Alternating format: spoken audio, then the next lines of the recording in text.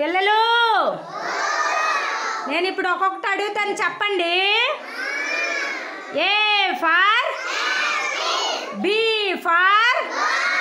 C for D for E for F for G for H for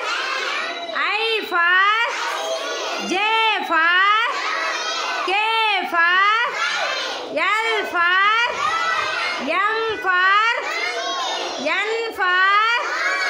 O for queue